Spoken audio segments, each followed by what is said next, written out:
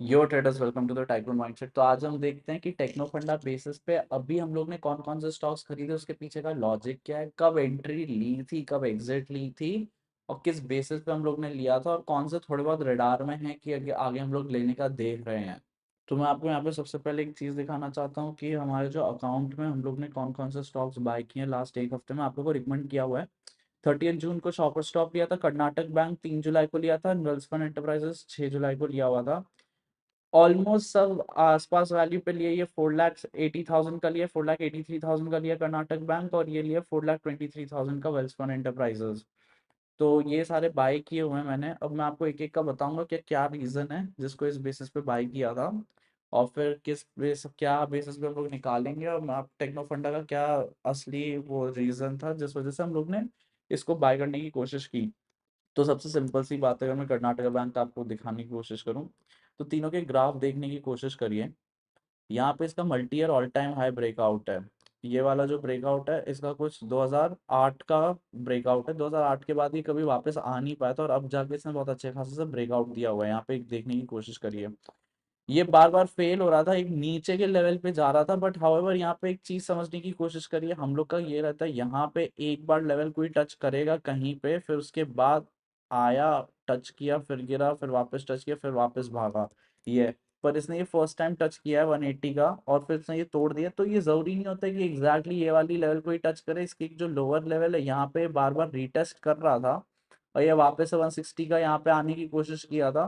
तो फिर यहाँ पे एक चीज समझिए कि मार्केट ना ऑल टाइम हाई यही था प्रीवियस वाला, बट इसको भी मान के चल सकते हैं। द टाइम पीरियड तो इतना ही लंबा वाला होगा, 2008 वाला टाइम पीरियड होगा। ये वाला जो है ना, ऑल टाइम हाई ब्रेकआउट, ये मार्केट अगर यहाँ से पूरा बार बार आके टेस्ट कर रहा है, यहाँ पे आया, ऑलमोस्ट इसका सिर्फ 20-30% रह गया था, तो इसमें कोई इशू नहीं आता। फिर ये तोड़ रहा है तो ये ऑल टाइम हाई ब्रेकआउट ही है, और बहुत हाई लाइकली चांसेस है। देखिए, चांसेस तो ये कि यहाँ से गिर सकता है, ऐसे कोई वो नहीं है। फेल्ड ब्रेकआउट हो सकता है, तो इसका स्टॉप लॉस अभी आपको बताएंगे। हाउएवर यहाँ पे एक चीज समझने की कोशिश करिए कि बहुत हाई लाइकली चांसेस है यहाँ पे कि ये जो शेयर प्राइस है वो एक बार को ना अच्छा खासा टूट जाएगा, और एक अच्छा खासा रिटर्न दे सकते हैं, क्योंकि इसने एक multi year all time high breakout दिया सबसे पहले। ये तो प्राइस का है। इसमें अगर हम लोग यहाँ पे जाने की कोशिश करेंगे क्वार्टरली रिजल्ट्स में, तो क्वार्टरली रिजल्ट्स की वजह से हम लोग ने इसको सबसे अच्छे खासे से लिया। बैंक्स में ना फाइनेंसिंग प्रॉफिट सेकेंडरी देखा जाता है, प्रॉफिट बिफोर टैक्स देखा जाता है सबसे पहले, और रेवेन्यू देखा जाता है। तो रेवेन्यू में इसने all time high revenue generate किया है वापस से। ये लास्ट 3 क्वार्टर से अच्छा जनरेट कर रहा था, इसलिए भाग भी रहा था। मैं आपको डिटेल्ड वीडियो भी बताऊंगा कर्नाटक बैंक में, और हम लोग को रिटर्न जनरेट होता है कि ये पहले से ही क्यों भाग रहा था। हमने तो अभी लिया, लेट लिया हमने इसको, बट देखते हैं क्या होता है। यहाँ पे आप देखेंगे तो सितंबर 2020 में एक बार ये अच्छा दे चुका है, फिर ये वापस से अब जाके दिया मार्च में, ऑलमोस्ट नहीं दिया है, तो इस वजह से हम लोग को थोड़ा सा डाउटफुल है। बट हाउएवर इसने ब्रेकआउट दे दिया था, और अगर आप यहाँ पे देखेंगे लास्ट 3-4 क्वार्टर से अच्छे रिजल्ट ये दे रहा है। अगर हम इसका ईयरली भी देखेंगे यहाँ पे, तो मार्च 2023 में बहुत सिंपल से इसने वन ऑफ दी हाईएस्ट दिए हुए हैं, 1400 का वो दे के रखा हुआ है प्रॉफिट बिफोर टैक्स, और इसने कभी कहीं दिया भी नहीं है इतना। तो इसका अब 2017 से भी कंपेयर करें, 18 से भी, या फिर 19 से 600 का, तो ये ऑलमोस्ट इसका देखेंगे तो डबल से ज़्यादा है, 2.2 टाइम्स है। तो शेयर प्राइस हम लोग एक्सपेक्ट कर रहे हैं ईपीएस के बेसिस पे कि यहाँ पे जो ये 160 का ईपीएस है, तो ये ऑलमोस्ट 300 के आसपास जाना चाहिए। देखते हैं कैसे करता है। इसका स्टॉप लॉस सिंपल से समझ के रखिए। स्टॉप लॉस सिंपल सा 180 के आस 160 से 160 के आसपास इसका स्टॉप लॉस है। हम लोग ने 200 पे 180 या उस पे लिया हुआ है, मैंने आपको पहले दिखा दिया कितने पे लिया हुआ है। तो फिर 160 का स्टॉप लॉस है, उतना अगर गिर जाएगा तो उसे निकाल देंगे कर्नाटक बैंक को। या फिर अगर इसके रिजल्ट यहाँ पे इम्प्रूविंग नहीं आया ना, खासकर ये प्रॉफिट बिफोर टैक्स, तो प्रॉफिट बिफोर टैक्स अगर इम्प्रूविंग नहीं आया ना, तो फिर हम लोग इसको फिर निकाल देंगे इस शेयर को। उसमें वेट नहीं करेंगे कि मार्केट भाग रहा है नीचे जा रहा है। नेक्स्ट स्टॉप है शॉपर स्टॉप। शॉपर स्टॉप का भी सेम है, थोड़ा इसका अलग सा ब्रेकआउट है, बट हाँ यहाँ पे अब इसका थोड़ा सा ऑपोजिट टाइप का है। इसने इसने भी अच्छा खासा ब्रेकआउट दे के रखा हुआ है। ये 600 का ब्रेकआउट दिया था, हम लोग एक बार इसे ले चुके हैं शॉपर स्टॉप को, ठीक है। यहाँ पे कहीं लिया होगा हमने शायद, क्योंकि फिर ये जब नीचे आ रहा था तो निकाल दिए थे। इसमें एक अच्छी चीज हुई है, मैं आपको WPIL वाले वीडियो में ये एक्सप्लेन कर रहा था। इसका ये जो ब्रेकआउट है, ये वाला और ये वाला 2015 का ऑलमोस्ट 7 इयर्स का ब्रेकआउट है, इसने ये तोड़ दिया था। हाउएवर ये रीटेस्ट करना है, और रीटेस्ट करके भागा है। तो जब रीटेस्ट करके भागता है ना, तो शेयर बहुत अच्छा खासा भागने के चांसेस तो होते हैं, सबसे पहले समझिए। तो हमने इसे यहाँ पे फिर से बाय किया जब इसने ये प्रीवियस ऑल टाइम हाई तोड़ा। इसका एक्चुअल में ऑल टाइम हाई तो भी 600 वाला ही है जो टूटा नहीं है, क्योंकि ये एक बार टूट के फेल हो गया था, फेल नहीं हुआ, रीटेस्ट हुआ। अब जब भाग रहा है ना तो ज्यादा चांसेस लग रहे हैं। अब यहाँ पे सिमिलरली अगर हम सेल्स एंड मार्जिन देखेंगे तो इसका सेल्स, अब यहाँ पे एक चीज समझिए, सीजनल है ये, दिसंबर में इसकी अच्छी सेल्स आती है, उसके बाद ये मार्च में कम देता है। तो मार्च टू मार्च के बेसिस पे हमेशा चेक करेंगे, तो इसकी मार्च के ऑल टाइम हाई सेल्स आई है, इतना समझने की कोशिश करिए। लास्ट 3 क्वार्टर भी one of the all time high sales दे रहा है, सबसे पहले इतने समझने की कोशिश करिए। तो अब इसका नेक्स्ट रिजल्ट इंपॉर्टेंट हो जाता है ऑफ कोर्स कि कहाँ पे जाता है, बट अगर हम मार्च टू मार्च ही कंपेयर करने की कोशिश करेंगे इसका, तो ये 924 की दिया है, 713 की दिया हुआ है और 680 की दिया हुआ है। यहाँ पे 95 का, 76 का, 155 का।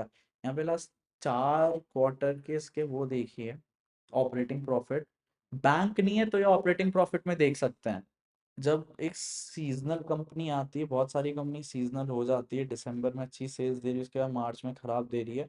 तो इसमें दो चीजें देखते हैं कि मार्च में इसने दिसंबर से कितना खराब परफॉर्म किया है इसने ऑलमोस्ट, और लास्ट मार्च से इस मार्च का देखते हैं वाई वाई, नहीं तो हमेशा हम लोग क्यू क्यू देखते हैं कि मार्च का दिसंबर से कंपेयर करेंगे, दिसंबर का सितंबर से कंपेयर करेंगे। इन सब के बावजूद अगर से मार्च टू मार्च देखेंगे तो इसने ना अच्छा खासा अपना ओपीएम बढ़ाया है। यहाँ पे देखने की कोशिश करेंगे आप तो 76 से 155 डबल कर दिया ऑलमोस्ट प्रॉफिट इसने। ईयरली डेटा भी देखेंगे तो ईयरली में सेल्स की हाईएस्ट नहीं है, 2016 और 2015 में one of the highest sales दे चुका है। हाउएवर तब भी इसने ऑल टाइम हाई क्यों तोड़ा हुआ है, या तो सेल्स प्लस प्रॉफिट होना चाहिए, या तो sales almost all time high होनी चाहिए, प्रॉफिट बहुत अच्छे खासे ऑल टाइम हाई होने चाहिए। तो यहाँ पे प्रॉफिट देखेंगे तो profit one of the all time highs है। इसके 2020 में इसने देने की कोशिश की थी with very good OPM, but इसने यहाँ पे ऑल टाइम हाई दिया और ऑलमोस्ट सेल्स अच्छी खासी दिया। तो इसमें भी एक चीज है, देखिए ये प्रॉपर ब्रेकआउट नहीं है, इसलिए रीटेस्ट भी किया हुआ है। इसके इस क्वार्टर का रिजल्ट देखना बहुत ज्यादा इंपॉर्टेंट हो जाता है कि मार्केट करेगा क्या। बट ओवरऑल अगर हम देखेंगे कि 159 यहाँ ही मान के चलेंगे, ईपीएस वीपीएस में यहाँ सारा अदर इनकम की वजह से थोड़ा सा पॉल्यूटेड होता है, तो उस पर इतना फोकस नहीं करेंगे सबसे पहला। तो ऑपरेटिंग प्रॉफिट तक ही हम देखते हैं जब भी कोई कंपनी होती है नॉन बैंकिंग के लिए। तो sales almost all time high, अभी भी 10% बची हुई है, तो देखते हैं इस क्वार्टर कैसे परफॉर्म करते हैं ईयरली पे। और इस क्वार्टर में अगर इसके अच्छे सेल्स आ जाते हैं जून में अच्छे खासे, तो हम लोग इसे होल्ड करके रखेंगे। नहीं तो जून में अगर इसके अच्छे सेल्स नहीं आए ना, तो वहां पे एक बार को हम लोग देखेंगे इसके जून में मार्च से ज्यादा अच्छे सेल्स आते हैं ये। यहाँ पे एक बार कोई अच्छे सेल्स नहीं दे पाया था, बट कोई नहीं, ये तो 2020 का तो कोविड का पीरियड था। तो मोस्ट प्रोबेबली अगर इसके जून में अच्छे सेल्स दे दिए इसने, तो फिर इवन दिसंबर से ज्यादा देने के, दिसंबर के आसपास देने की भी कोशिश किया। देखिए ब्रेकआउट दिया इसने ऑल टाइम हाई, तो इसकी सारी चीजें करेक्ट जानी चाहिए, कोई भी एक चीज रॉन्ग हो जाएगी वहीं पे शेयर गिर जाएगा। इवन 17 to 19% का ओपीएम अगर इसमें आता है अच्छी सेल्स में, तो इसे होल्ड करके रखेंगे। अदरवाइज अगर ये शेयर प्राइस गिर जाता है, शेयर प्राइस कहाँ तक गिरता है तो वहां पे समझने की कोशिश करिए। हम लोग ने कुछ 800 के आसपास लिया हुआ है, यहाँ पे इसका ये जो रेंज है पहले के टाइम पे 750 के आसपास का, 750 to 700, तो 750 पे बार बार टेस्ट करा था और इवन 700 पे बार बार टेस्ट किया है। तो 700 के आसपास, 750 से 700 की रेंज में हम लोग एक बार को डिसाइड करेंगे विद रिजल्ट्स, क्योंकि रिजल्ट भी आने वाले हैं, 1 महीने के अंदर आ जाएंगे इन सब के रिजल्ट। तो देखेंगे मोस्ट प्रोबेबली तो अच्छे रिजल्ट आ जाएंगे, इसलिए शेयर प्राइस को भगाने की कोशिश कर रहे हैं, रीटेस्ट भी किया है और भगाने की कोशिश कर रहे हैं। ऐसा हो जाता है तो चांसेस है 40 to 50%, 30 to 40% ये शेयर प्राइस यहाँ से भाग सकता है। अगला स्टॉक अगर हम देखेंगे तो अगला स्टॉक थोड़ा इंटरेस्टिंग है। अगर वेल्सपन एंटरप्राइजेस हम लोग ने लेने की कोशिश की, 3,000 करोड़ की इसकी मार्केट कैप है।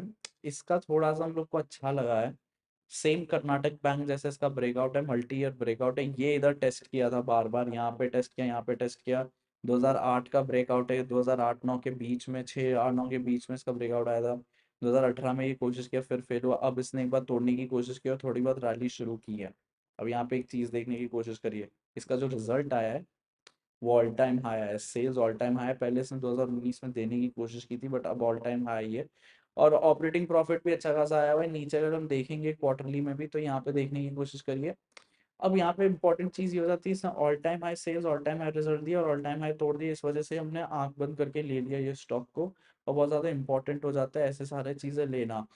अब यहाँ पे इसने कभी दिया नहीं है यहाँ पे, और वो तो मैंने आपको ग्राफ में भी दिखा दिया, सेल इतनी अच्छी खासी इसने दी हुई है यहाँ पे। ईयरली पे भी आएंगे तो ईयरली पे भी इसने जो दी है 2700 करोड़ की जो सेल्स दी है, यहाँ पे कभी इसने दी नहीं है। सबसे पहला 247 का इसने ऑपरेटिंग प्रॉफिट दिया हुआ है।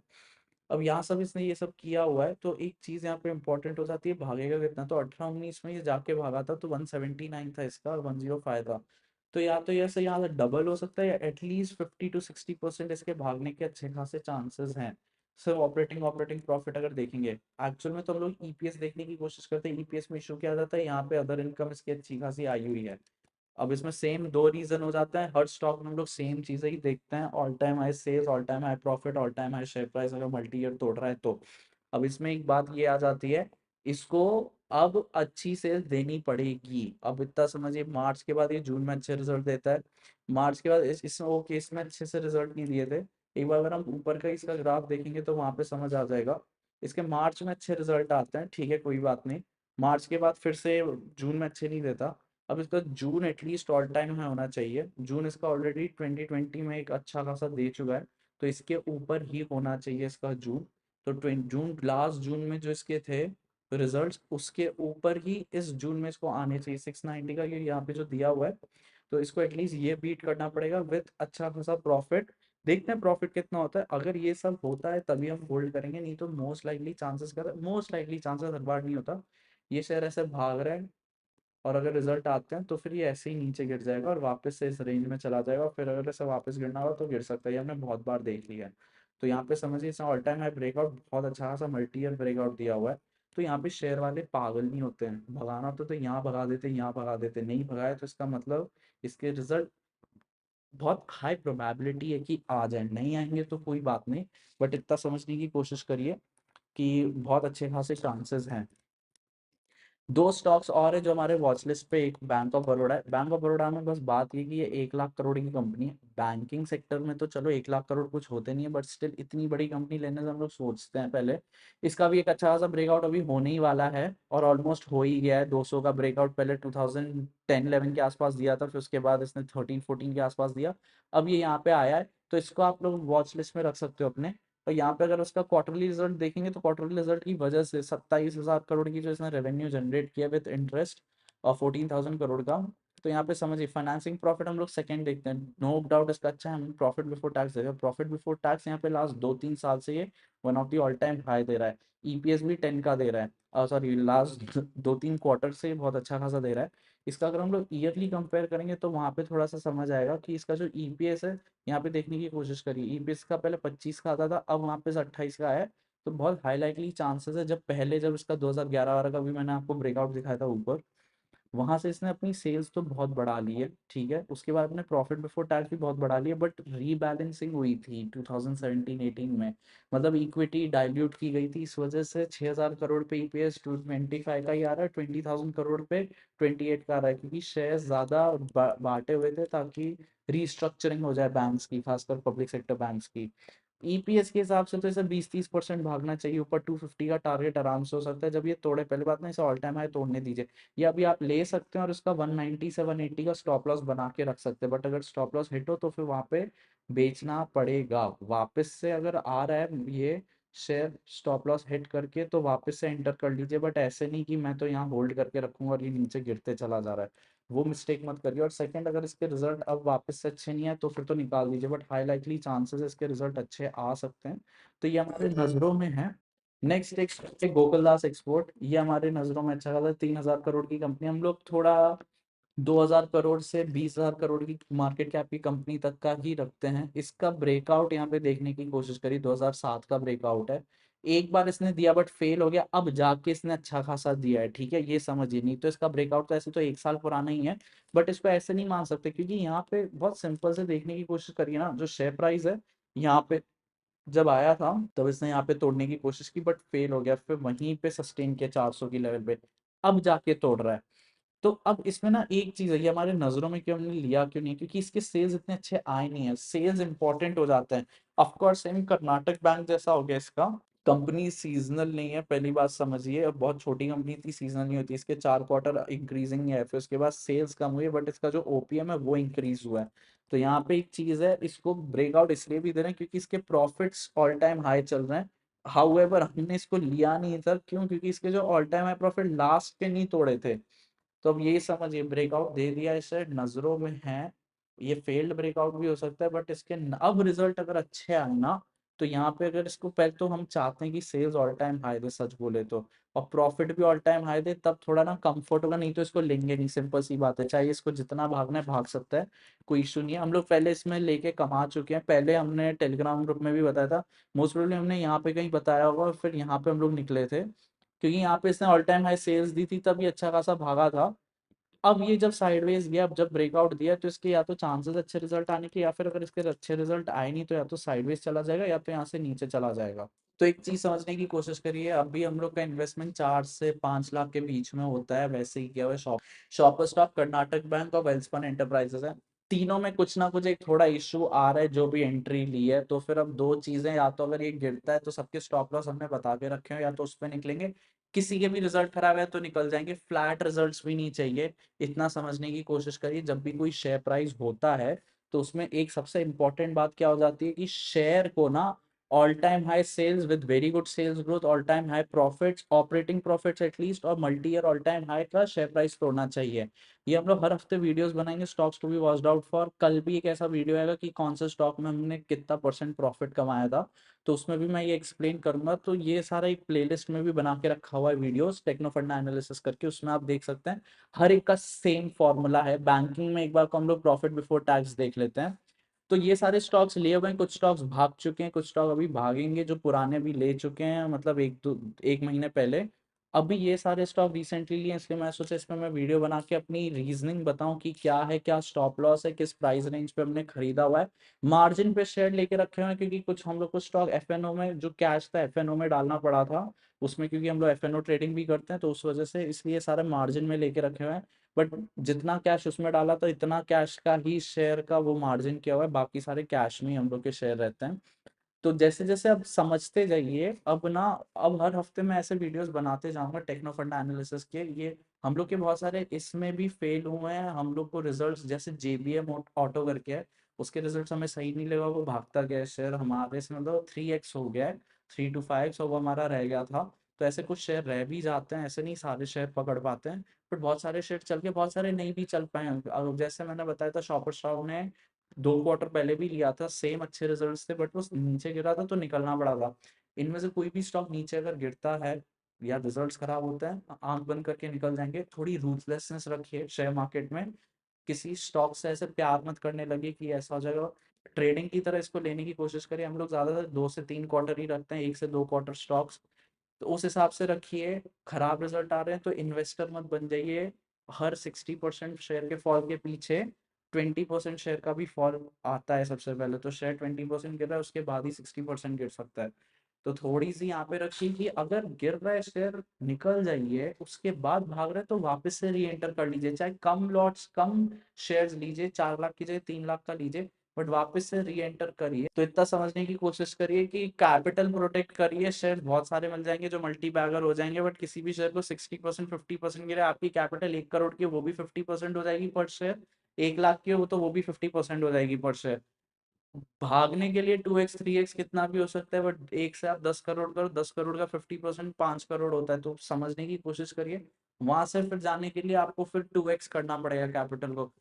20% का भी फॉल आता है तो हम लोग शेयर से निकल जाते हैं, फिर से भागते हैं तो वापस री एंटर करते हैं। शॉपर स्टॉप में फिर से 1 क्वार्टर के बाद हम वापस से री एंट्री ले रहे हैं। कुछ अपने फंडामेंटल्स बना के रखिए, ऑब्जर्वेशन करिए, उस हिसाब से फंडामेंटल्स चेंज करते रहिए, और फिर देखिए सारे शेयर्स पे अप्लाई हो रहा है कि नहीं हो रहा है, तो उस पर स्टिक रहिए। और फिर अगर चेंज हो रहा है, वो चीजें अगर अप्लाई नहीं हो पा रही हैं, तो फिर जस्ट वॉक अवे। तो इतना समझने की कोशिश करिए यहाँ पे कि अभी ये सारे शेयर्स अच्छे खासे हैं, आगे देखते हैं कैसे होता है, और हम आपको टेलीग्राम चैनल पे अपडेटेड रखेंगे। तो जैसे जैसे नंबर्स चेंज होते जाएंगे, क्वार्टर रिजल्ट आते जाएंगे, इन लोग का शेयर प्राइस का ऊपर नीचे का होगा, इन सारे स्टॉक्स में हम आपको टेलीग्राम पे भी इन्फॉर्म कर देंगे, और इसका वीडियो भी बना देंगे। अभी के लिए बस इतना ही, थैंक यू।